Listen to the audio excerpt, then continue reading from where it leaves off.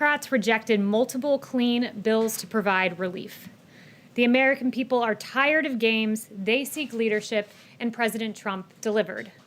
This weekend, President Trump took executive action designed to provide the relief Democrats have denied to those who need it most.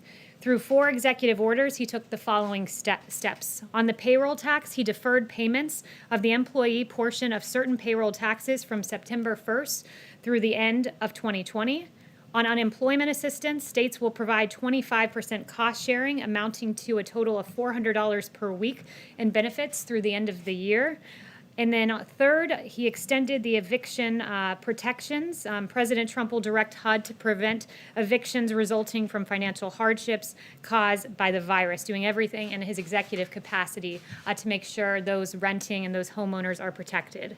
Finally, on student loans, he extended 0% interest and suspended loan payments through the end of the year.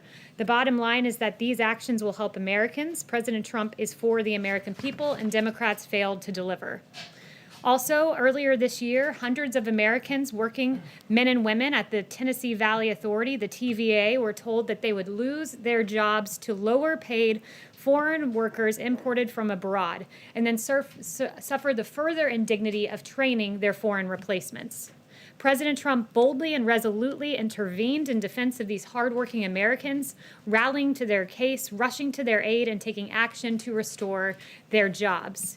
He invited laid-off workers and their representatives to the White House, and then he fired the chairman of the board of the TVA and one other board member. President Trump offered an ultimatum. The firings would continue until the cruel and heartless decision to fire the hard-working Americans was reversed. TVA did reverse. Layoffs have been canceled and tech workers have been rehired. In the words of Gay Henson, president of the Engineering Associates IFPTE Local 1937, the labor union representing the 2,200 highly skilled professionals employed by the TVA, in Ms. Henson's words, the president's personal intervention saved these jobs, restored the workers to their rightful place, and set TVA on the path to returning to its mission of service to both the workers at the TVA and to the people of this country. And with that, I'll take questions. Yes. Kayleigh, thank you. Starting right there with the president's actions over the weekend, how quickly can Americans expect to see that extra $400 of unemployment insurance? So we hope to see it quickly and close to immediately. I don't have an exact readout for you on time, but a lot of this will depend on states and them applying, because as you know, it's 75% federal government covering and 25% the states, and they can use CARES funding or even existing unemployment funds for that $100, but it will require an application process. And given that part of it is up to the states and the application process, is it possible that there will be a delay and that some individuals won't see this relief at all? We will be working around the clock to make sure there's not a delay, but any delay that does exist, it's important to note where that delay and the responsibility rests. And it's with Nancy Pelosi and Chuck Schumer, who they were offered a clean extension, not of $400 of unemployment benefits, but $600, and it was roundly rejected by Democrats. So this president stood up for the American worker at a time when Democrats refused to do so. And just to be very clear, you're saying that you're going to work around the clock. You want it to get to Americans quickly. Are we talking weeks? Are we talking a month? Can you pinpoint the timeline? I can't pinpoint a timeline other than we'll be working around the clock, and we encourage Democrats on the Hill to come back. Secretary Mnuchin has said he's willing to review any proposal because the American people deserve better than the games and the partisanship they've seen from Nancy Pelosi, Chuck Schumer, and their Democrat colleagues. Ben. Thanks, Kayleigh. 2 questions. Just to follow up on what Kristen was asking, is there a mechanism by which the federal government can provide the $300 immediately, even if states don't provide the $100? Well, it's important and in fact required by statute that 25% of that money be provided by states, and the 75% is what we can do from the federal government side. I would note states can look to CARES Act funding as a way to bring that $100 forward. They can also look to the general fund, but we will be pursuing every creative way possible to make sure that the preeminent priority prevails, and that is making sure that this money gets to America's workers. And then the orders that the president signed, that doesn't address funding for small businesses or for schools or stimulus checks. Does he still want legislation to address all of those things? And is he willing to negotiate with Democrats? He absolutely would love to see both of those things. School funding is very important, and he's been for second round of direct payments. So we encourage Democrats to really negotiate with us in good faith. So far, they have not done so. In fact, moving further away from us rather than towards us. Negotiations work by coming towards one another, and it's incumbent upon Democrats to do that. They say they've come down from $3 trillion to $2 trillion. Is the White House willing to go up from one to something else? They've still put in several non-starters. They've never put forward a serious proposal. And the notion, before they claimed to have come down, they actually went up, and then they wanted $100 billion in school funding. We said, okay, we'll give you more than you asked for, $105 billion, to which was no longer acceptable. So they've been fundamentally unserious with each and every one of their offers in this negotiation. Yes. Thank you. A number of Democrats, but also Republican Senator Ben Sasse, have suggested these executive actions are unconstitutional. Can you walk us through what the White House is using as a legal rationale for the president to step in here, and would you be able to share the legal opinions? Yes, I absolutely can do that. First, I would note that what we are doing is entirely within the executive capacity of the president. On student loans, Section 2A, subsection A of the Higher Education Relief Opportunities for Student Acts of 2003, which is 20 USC 1098BB, authorizes the Secretary to waive or modify provisions of student financial assistance programs to ensure that individuals who have been affected by the national emergency are not worse off financially. There's another statute for that one, Section 432 of the Higher Education Act of 1965, which gives broad authority to the Secretary. On unemployment, the Stafford Act, 42 USC 5174, says the president, after a state applies for it, can provide assistance to people who have been adversely affected by a major disaster. These are often known as other needs assistance, or ONA. On payroll tax authority, 26 USC 7508A plainly authorizes the Treasury Secretary to provide any taxpayer that has been affected by a federally declared disaster with an extension of up to a year. This was used before when the Secretary extended the individual filing deadline for 2019 taxes from April to July. And finally, for evictions, the authority would be suggesting that HHS and HUD consider whatever legal authorities they have to protect Americans. And also, the president merely instructed in that EO that we should do everything within the lawful capacity of the executive branch to protect Americans from evictions. Yes, Jen? Kayleigh, on China, is the administration planning to respond to the new sanctions that China announced this morning on several lawmakers and other people in the United States? So I won't get ahead of the president on any actions, but we are certainly aware of the announced sanctions. And instead of taking meaningful actions, such as immediately repealing the national security law and stopping the systematic repression of Uyghurs, the Chinese Communist Party opted to respond with this symbolic and ineffectual action. And a growing number of nations around the globe are demanding real action from Beijing. The ball is in the Chinese Communist Party's court. This president has stood strongly against China, and he'll continue to do so. Is there any discussion, Kayleigh, of delisting Chinese companies on the U.S. Stock Exchange? Again, I won't get ahead of the president on any official announcements. Yes. Thank you. The president said over the weekend that he had heard from Democrats about wanting to restart these negotiations. Who exactly did he hear from? And then also his tweet this morning regarding, he said that he said that Leader Schumer and Speaker Pelosi had his number and regarding negotiations. Does that mean he is going to play a larger role in this process going forward, or is it still going to be Secretary Mnuchin and the Chief of Staff? Well, they speak on the president's behalf. He's been actively engaged in the negotiations and working closely with Secretary Mnuchin and the Chief of Staff. Democrats should come to the table. Their immediate statement in the aftermath of the president issuing these EOs says that they would like to meet halfway, but those are empty words from Democrats that they'd like to meet halfway, because so far they've just gone in the other direction. So did anybody reach out to him? I'm not going to go through the president's call logs, but you guys can ask him later today if you'd like. He'll have a press briefing at about 5:30. Jeff. Thank you, Kayleigh. Secretary Pompeo has raised the issue of Russian bounties on U.S. soldiers in Afghanistan with his counterpart. Does that mean that the administration now considers the intelligence on this secure or clear? And if so, does the president plan to raise it with President Putin? Yeah, so on the part about Secretary Pompeo, I'd refer you to the State Department. That was a New York Times story. So in terms of his personal conversations, I would refer you there. But on the part of the president, this was unverified, not conclusory as the New York Times initially reported. The president will always act in the interests of our troops and look no further than the killing of Soleimani and al-Baghdadi, which brought vindication to hundreds of U.S. servicemen and women who lost their lives overseas. Just to be Yes. clear, does that mean that that Pompeo did not raise this? Does that mean that? I would refer you to the State Department. But are the two sides seeing seeing the intelligence as different here and the State Department? Again, you're asking me to verify reporting. That would be in the realm of the State Department. But rest assured, this president will always act in the best interests of our troops. Yes. Thanks, Kayleigh. Back on the executive orders the president signed this weekend, as a candidate, Donald Trump criticized fairly sharply Barack Obama's use of executive orders and faulting him for failing to reach deals with members of Congress.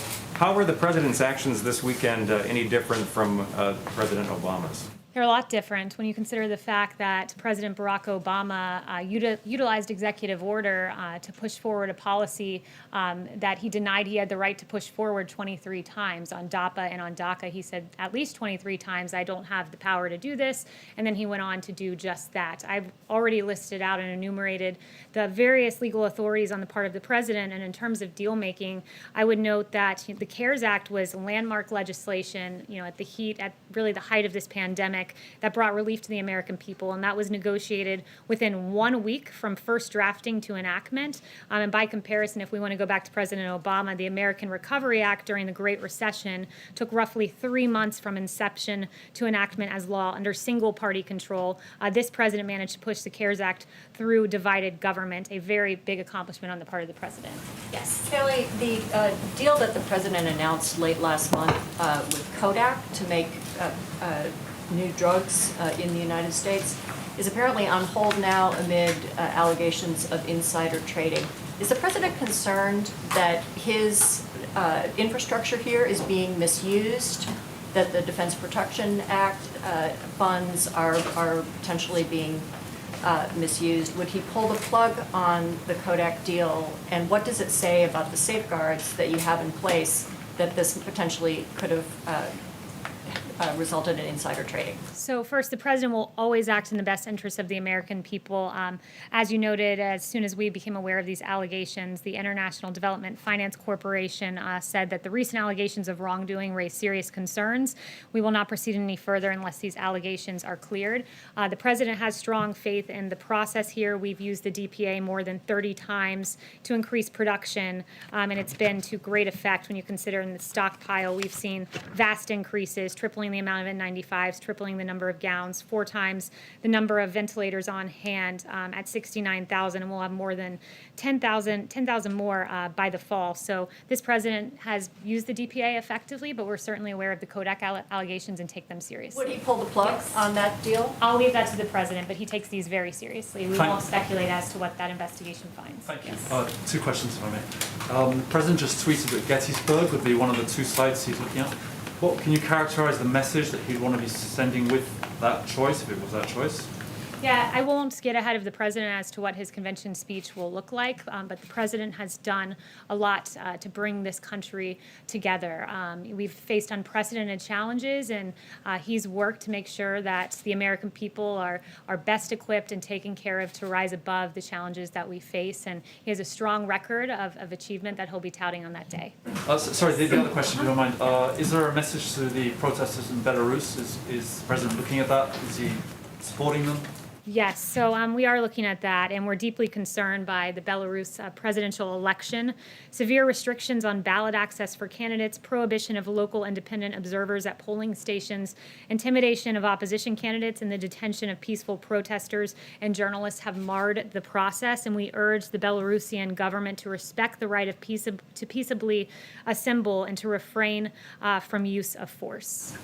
Yes. Thanks, Kayleigh. Is the president willing to provide some aid for states and local governments, given that the administration is asking states to pay for a quarter of the National Guard assistance and now a quarter of the unemployment benefits? Yeah, the president's always been clear here that, he wants to support state and local governments, but only for COVID-related matters, and he doesn't want to bail out blue states that had structural problems long before this. So that's where his priorities lie.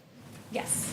Hi, two questions, one from somebody who can't be here today. But first of all, the president also just tweeted, student athletes have been working too hard for their season to be cancelled. So does he disagree with colleges cancelling sports, and how would he guarantee their safety if games did go ahead?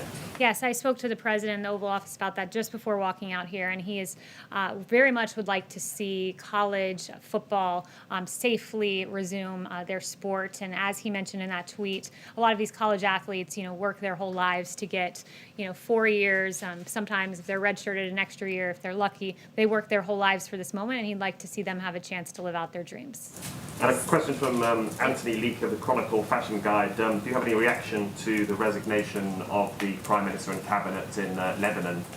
Yeah, the president's aware of the situation, but that was just breaking as I came out, so I have nothing to add to that, other than our heart is with the people and those who lost their lives. Christian. Thanks, Kayleigh. Two on the orders. Is the administration at all concerned that funding the federal government's cost share through FEMA could leave the government underfunded for hurricane season? And then secondly, on the housing provisions, I'm just curious, why didn't the president extend the eviction moratorium as it was outlined in CARES? Is that because it was deemed unconstitutional?